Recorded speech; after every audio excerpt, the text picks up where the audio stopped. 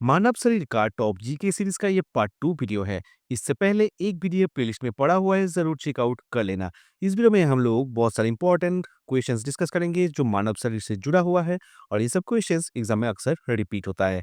तो चलो आज का ये वीडियो शुरू करते हैं। Question number 26। किस वर्णक की उपस्थिति के कारण रक्त का रंग लाल होता है? रक्त जो लाल होता है ये तो हम लोग को पता है, पर ये किस वर्णक की उपस्थिति के कारण होता है, ये क्वेश्चन में पूछा है। देखो इंपॉर्टेंट क्वेश्चन है। हीमोग्लोबिन है, हीमोसाइनिन है, टेनिन है या थायमिन है, वो कौन सा वर्णक है ये आपको बताना है। तो देखो आसान क्वेश्चन है पर ये क्वेश्चन इंपॉर्टेंट है। इस क्वेश्चन का राइट आंसर जो है वो ऑप्शन नंबर ए हो जाएगा, हीमोग्लोबिन। हीमोग्लोबिन वो रंजक है जिसके आपका वर्णक है जिसका उपस्थिति के कारण रक्त का रंग लाल होता है। ठीक है, तो इस क्वेश्चन का राइट आंसर क्या हो जाएगा? ऑप्शन नंबर ए हो जाएगा। इंपॉर्टेंट क्वेश्चन, आसान है पर इंपॉर्टेंट है। आगे देखते हैं। Question number 27। मनुष्य के रक्त में कौन सी धातु होती है? जस्ता होता है, लोहा, मैग्नीशियम या सीसा? कौन सा धातु मानव रक्त में होता है? इंपॉर्टेंट क्वेश्चन, पर ये भी आसान ही क्वेश्चन है ना? तो इस क्वेश्चन का जो राइट आंसर है वो ऑप्शन नंबर बी हो जाएगा, लोहा। लोहा वो धातु है जो मानव रक्त में होता है। ये हीमोग्लोबिन का एक पार्ट होता है और इसके उपस्थिति के कारण रक्त का रंग लाल होता है। हम लोग पहले देखा कि हीमोग्लोबिन की उपस्थिति के कारण रक्त का रंग लाल होता है, पर वो लोहा की वजह से होता है। लोहा, ठीक है, फेरस। इसका राइट आंसर ऑप्शन नंबर तब बी हो गया। आगे बढ़ते हैं। Question number 28। रक्त का कृत्रिम शुद्धिकरण को क्या कहलाता है? डायलिसिस, एंजियोप्लास्टी, इकोकार्डियोग्राम या एंजियोग्राम? क्या कहते हैं? रक्त का कृत्रिम शुद्धिकरण को क्या कहलाता है? तो ये कहलाता है ऑप्शन नंबर ए, डायलिसिस। डायलिसिस वो प्रोसेस होता है जिससे रक्त का कृत्रिम शुद्धिकरण होता है, मतलब एक्सटर्नली रक्त को प्यूरिफाई किया जाता है और इस प्रोसेस को कहा जाता है क्या? डायलिसिस। ऑप्शन नंबर ए हो गया इस क्वेश्चन का राइट आंसर। आगे का क्वेश्चन देखते हैं। क्वेश्चन 29। निम्नलिखित में से कौन सा विटामिन रक्त का थक्का जमने में मदद करता है? कौन सा विटामिन है? विटामिन डी है, सी, ई या के? कौन सा विटामिन? चार ऑप्शन आपको दिया गया है। आसान क्वेश्चन है पर ये क्वेश्चन इंपॉर्टेंट है। तो ये जो विटामिन है ये विटामिन की है। ठीक है, विटामिन के वो विटामिन होता है जिसका रासायनिक नाम क्या है? फाइलोक्विनोन, या फिर आप इसको नेप्टोक्विनोन भी बोल सकते हो। तो ये जो विटामिन है इसका काम क्या है? रक्त का थक्का जमने में मदद करना। ठीक है, तो कौन सा विटामिन हो गया? विटामिन की हो गया। राइट आंसर तब ऑप्शन नंबर डी हो जाएगा। आगे बढ़ते हैं। कौन सा विटामिन रात अंधी का कारण होता है? नाइट ब्लाइंडनेस एक डिजीज होता है, तो वो कौन सा विटामिन की कमी के कारण होता है ये आपको बताना है। चार ऑप्शन दिया गया है। आसान क्वेश्चन है पर राइट आंसर आपको ढूंढना है, जल्द से जल्द ढूंढना है। Option vitamin A, vitamin C, vitamin E या विटामिन के? चार विटामिन आपको दिया गया है। आपको बताना है इनमें से कौन सा विटामिन रात अंधी का कारण है। बताओ क्या होगा राइट आंसर? तो देखो राइट आंसर जो है वो है option number A, vitamin A. Vitamin A वो विटामिन है जिसका रासायनिक नाम क्या है? रेटिनल है, और ये विटामिन की कमी के कारण रात अंधी होता है। ठीक है, तो विटामिन ए की कमी के कारण रात अंधी होता है। इस क्वेश्चन का भी right answer option number A ही हो जाएगा। ओके दोस्तों, आगे बढ़ते हैं 31 नंबर क्वेश्चन की तरफ। कौन सा विटामिन बांझापन का कारण है? Vitamin B, vitamin C, vitamin E या विटामिन के? यहाँ पर आपको चार ऑप्शन दिया गया है, तो बताओ राइट आंसर इस क्वेश्चन का क्या हो जाएगा? तो देखो दोस्तों इस क्वेश्चन का जो राइट आंसर है वो हो जाएगा option number C, vitamin E. Vitamin E जिसका रासायनिक नाम क्या है? टोकोफिरल है, और ये विटामिन की कमी के कारण बांझापन होता है। ठीक है, तो बांझापन का कारण क्या है? विटामिन ई की कमी। ठीक है दोस्तों, इस क्वेश्चन का right answer option number C हो जाएगा। आगे बढ़ते हैं हम लोग। किस विटामिन की कमी के कारण स्कार्फी रोग होता है? देखो ये सब क्वेश्चंस बहुत आसान है, पर आपको बस याद रखना है कि कौन सा विटामिन की कमी के कारण क्या-क्या होता है। बहुत सारा क्वेश्चन इनमें से आपको कॉमन दिखने को मिलेगा और ये सब क्वेश्चन बिल्कुल टफ नहीं है ना? हाँ, आप क्या इस बारे में सोचते हो? ज़रूर कमेंट करके बताना। Vitamin A, vitamin C, vitamin E या विटामिन के? कौन सा विटामिन की कमी के कारण स्कार्बी रोग होता है? तो स्कार्बी रोग का जो कारण है वो विटामिन सी की कमी है। ठीक है, ऑप्शन नंबर बी हो जाएगा राइट आंसर। विटामिन सी की कमी के कारण स्कार्बी रोग होता है। विटामिन सी कहाँ से मिलता है? सबसे ज़्यादा मात्रा में कहाँ पर मिलता है? तो जितना भी आपका खट्टा जो फल है, उसे विटामिन सी मिलता है, जैसा नींबू हो गया। ठीक है? आगे बढ़ते हैं। क्वेश्चन नंबर 33, कौन-सा विटामिन हड्डियों को मजबूत बनाता है? Vitamin A, vitamin D, vitamin E या विटामिन के? तो बताओ क्या होगा राइट आंसर? हड्डियों को मजबूत बनाने का काम कौन सा विटामिन का है? तो है विटामिन डी का। विटामिन डी एक ऐसा विटामिन है जो हड्डियों को मजबूत बनाता है, ठीक है? और ये विटामिन डी ऐसा ही विटामिन है जिसे सनशाइन विटामिन हम लोग कहते हैं। सनशाइन मतलब ये हमारा जो त्वचा है इसमें जो आपका सनलाइट है इसमें ये खुद प्रोड्यूस होता है और ये है विटामिन डी जिसको हम लोग सनशाइन विटामिन के नाम से भी जानते हैं। और इसका जो मुख्य काम है वो है हड्डियों को मजबूती प्रदान करना, ठीक है? हड्डियों को मजबूती प्रदान कौन करता है? तो करता है विटामिन डी, ठीक है? विटामिन डी का आपका रासायनिक नाम क्या है? ये ज़रूर कमेंट करके बताना। विटामिन डी का रासायनिक नाम क्या है? ज़रूर कमेंट करके बताना। क्वेश्चन 34, मानव लार में कौन-सा एंजाइम पाया जाता है? एमाइलेज, प्रोटीज, लाइपेज या हाँ, मोल्टेज कौन सा वो एंजाइम होता है जो मानव लार में पाया जाता है? सलीबा, ह्यूमन सलीबा जो होता है, सलीबा में कौन सा एंजाइम पाया जाता है? इसका आंसर आपको बताना है। तो देखो, इस क्वेश्चन का राइट आंसर ऑप्शन नंबर ए हो जाएगा, एमाइलेज। एमाइलेज वो एंजाइम होता है जो मानव लार में पाया जाता है। ये देखो लार, ये जो लार है इसमें कौन सा आपका एंजाइम पाया जाता है तो वो एमाइलेज हो जाएगा। ऑप्शन नंबर ए हो जाएगा right answer. Very important question. ये सब क्वेश्चंस आसान है पर ये क्वेश्चंस एग्जाम में अक्सर रिपीट होता है। चलो आगे बढ़ते हैं। क्वेश्चन 35, मानव शरीर का कौन सा अंग लाल रक्त कोशिकाओं का निर्माण करता है? अस्थिमज्जा, जिगर, उदासी या पित्ताशय की थैली? बताओ क्या है? पिछले वीडियो में हम लोग देखा कि जो लाल रक्त कोशिका होता है, इसका जो लाइफ स्पैन होता है वो होता है 120 दिन। अब हम लोग जानेंगे कि लाल रक्त कोशिकाओं का निर्माण कहाँ होता है। तो सबसे ज्यादा मात्रा में निर्माण होता है अस्थिमज्जा में, ऑप्शन नंबर ए। अस्थिमज्जा या बोन मैरो वो पार्ट होता है जहां पर लाल रक्त कोशिकाओं का निर्माण सबसे ज्यादा मात्रा में होता है। तो इस क्वेश्चन का राइट आंसर ऑप्शन नंबर ए हो जाएगा। आगे बढ़ते हैं क्वेश्चन नंबर 36 की तरफ। किस रक्त समूह को सार्वभौम दाता कहा जाता है? O negative, O positive, A B positive या बी नेगेटिव? तो बताओ ये दिए गए चार ऑप्शन में से सार्वभौम दाता किसे कहा जाता है? तो यूनिवर्सल जो डोनर है तो वो होता है option number A, O negative. O negative सार्वभौम दाता होता है।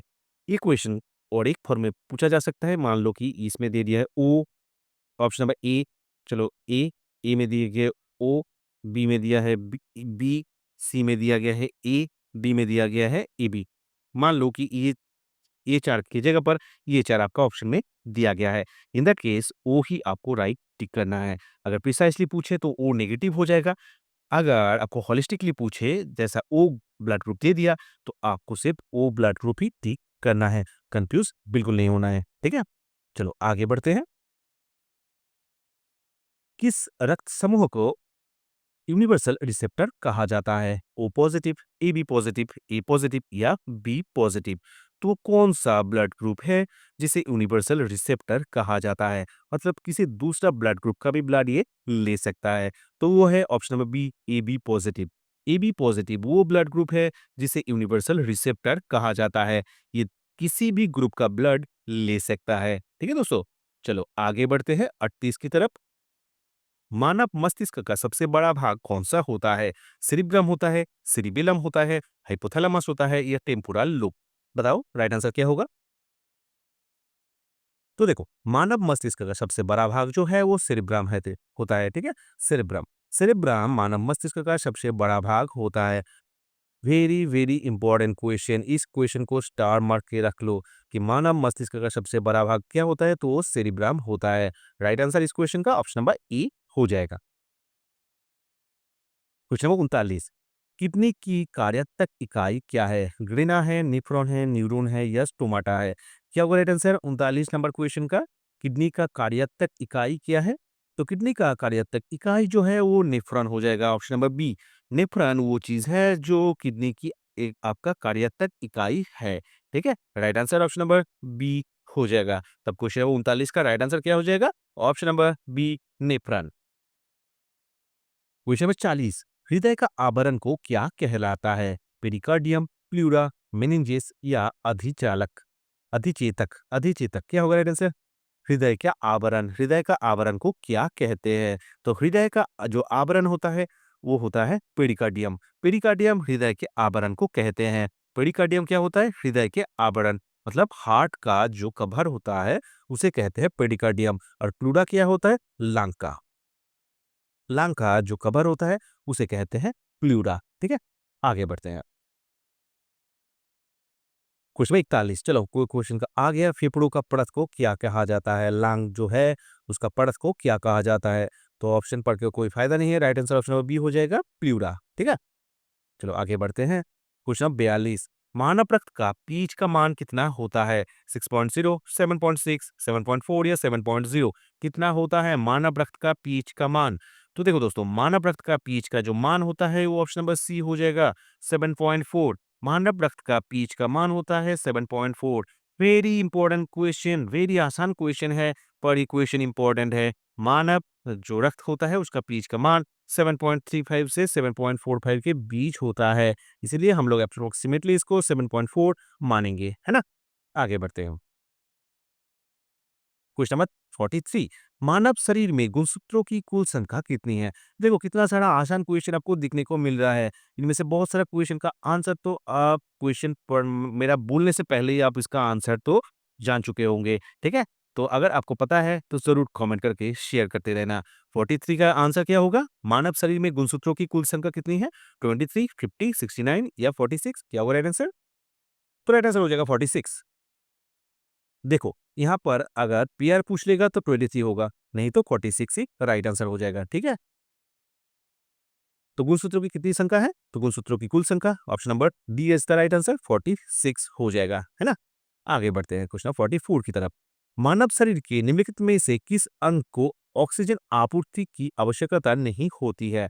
तो बोल रहा है मानव शरीर की किस अंग को ऑक्सीजन आपूर्ति का कोई आवश्यकता नहीं होता है? फीमर, कॉर्निया, कोहनी या जिगर? क्या होगा राइट आंसर? तो देखो इस क्वेश्चन का राइट आंसर ऑप्शन बी हो जाएगा, कॉर्निया। कॉर्निया मानव शरीर का जो भाग है, अंग है, इस ये आप ये खुद से ऑक्सीजन जो आपका एटमॉस्फेयर है वहां से ले सकता है। ठीक है, कॉर्निया वो पार्ट है जो खुद ऑक्सीजन ले सकता है, एब्जॉर्ब कर सकता है। Right answer option number B हो जाएगा। इंपॉर्टेंट क्वेश्चन है, शायद इस क्वेश्चन का आंसर आपको नहीं पता था। अगर पता होता तो जरूर कमेंट करके बताना कि इस क्वेश्चन का आंसर आपको पता है। क्वेश्चन नंबर 44 का राइट आंसर तब क्या हो जाएगा? ऑप्शन नंबर बी हो जाएगा। चलो आगे बढ़ते हैं। 45, मानव हृदय की धड़कन किस धातु से नियंत्रित होता है?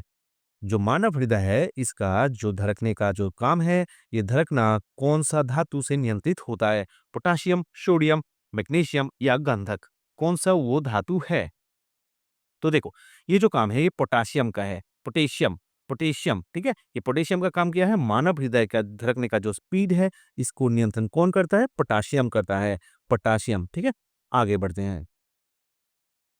क्वेश्चन 46, किस हार्मोन को फाइट एंड फ्लाई के नाम से जाना जाता है? एड्रेनालिन, थायरॉक्सिन, मेलाटोनिन या टेस्टोस्टेरोन? वो कौन सा हार्मोन है जिसे फाइट एंड फ्लाई के नाम से जाना जाता है? तो बताओ क्या होगा राइट आंसर? तो देखो दोस्तों, इस क्वेश्चन का राइट आंसर ऑप्शन नंबर ए हो जाएगा, एड्रेनालिन। एड्रेनालिन वो हार्मोन है जिसे हम लोग फाइट एंड फ्लाई हार्मोन के नाम से जानते हैं। राइट आंसर ऑप्शन नंबर ए हो जाएगा। और ये क्वेश्चन वेरी इंपॉर्टेंट है। ठीक है, तो इस हार्मोन को, किस हार्मोन को? एड्रेनालिन जो हार्मोन होता है इसे हम लोग फाइट एंड फ्लाई हार्मोन के नाम से जानते हैं। राइट आंसर ऑप्शन नंबर ए हो जाएगा। क्वेश्चन 47, कौन सा विटामिन घी रोग का कारण है? सोडियम है, आयोडीन है, क्लोरीन है या बेंजीन है? तो कौन सा मोल, कौन सा पदार्थ आपका घी रोग का कारण है? विटामिन नहीं होगा, तो वो है आयोडीन। आयोडीन की कमी के कारण से घीघा रोग होता है। घीघा रोग जिसे हम लोग गोइटर कहते हैं, गोइटर जो है या घीघा रोग वो आयोडीन की कमी के कारण होता है। Right answer option number B हो जाएगा। आगे बढ़ते हैं।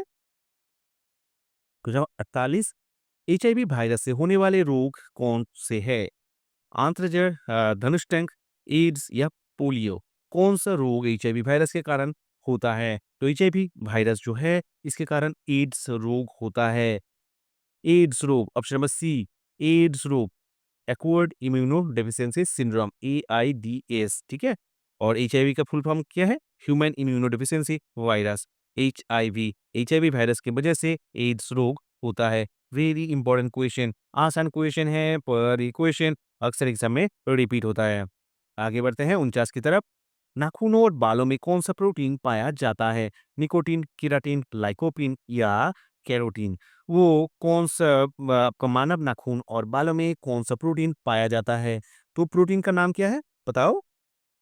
अगर आपको पता है तो जरूर कमेंट करके बताएं। इसका राइट आंसर ऑप्शन बी हो जाएगा केराटिन। केराटिन वो प्रोटीन है जो मानव नाखून और बालों में पाया जाता है। राइट आंसर तब क्या हो गया? ऑप्शन नंबर बी हो गया। आगे बढ़ते हैं दोस्तों 50 नंबर क्वेश्चन की तरफ। इलीसा परीक्षण का उपयोग किस रोग के निदान में किया जाता है? आंत्रजर, एड्स, हीमोफीलिया या पीलिया? तो कौन सा रोग है जिसका परीक्षण के लिए एलिसा टेस्ट किया जाता है? तो एलिसा टेस्ट जो है ये एड्स से जुड़ा हुआ है। AIDS, AIDS is the right answer, option number B. ये जो एड्स होता है, ह्यूमन एक्वायर्ड इम्यूनोडेफिशिएंसी सिंड्रोम, ये जो एड्स डिजीज होता है उसका परीक्षण के लिए एलिसा टेस्ट किया जाता है। ठीक है, तो एड्स डिटरमाइन करने के लिए कौन सा टेस्ट किया जाता है? तो एलिसा टेस्ट किया जाता है। तो दोस्तों ये था 25 ह्यूमन बॉडी से जुड़ा हुआ इंपॉर्टेंट क्वेश्चन। कैसा लगा वीडियो जरूर कमेंट करके बताना। वीडियो को अच्छा लगा तो वीडियो को लाइक करना, दोस्तों के साथ शेयर करना, और चैनल को अगर अभी तक सब्सक्राइब नहीं किया हो तो जरूर सब्सक्राइब कर लेना। मिलते हैं अगले वीडियो में, तब तक के लिए गुड बाय, जय हिंद।